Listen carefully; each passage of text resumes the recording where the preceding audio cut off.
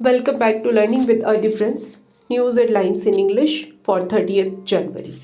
And first of all, national news.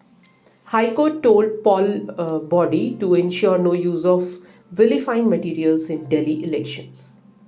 Over 57 million devotees took holy dip at Sangam in Mahakumbh on Moni Amavasya.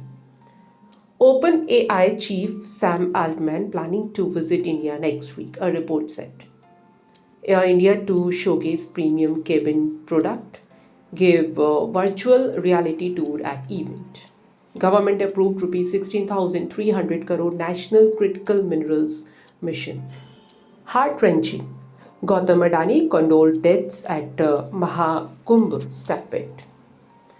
India may cut duties on some goods from US day after Trump's tariffs jab. Now, international news. Donald Trump paused foreign assistance to Pakistan. Key projects hit, a report said. Hamas to release 8 hostages, including 5 Thai nationals, tomorrow. Israel. Hamas accused Israel of delaying aid to Gaza and may affect hostage release. Now, sports news. Varun Chakravarti has made a sensational leap in the ICC Men's T20 International Bowling rankings. Steve Smith stood unbeaten on 104 after crossing 10,000 test runs.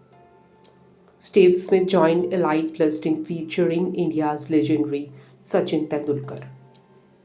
Ricky Ponting settled Steve Smith versus Virat Kohli debate, named best player of his generation.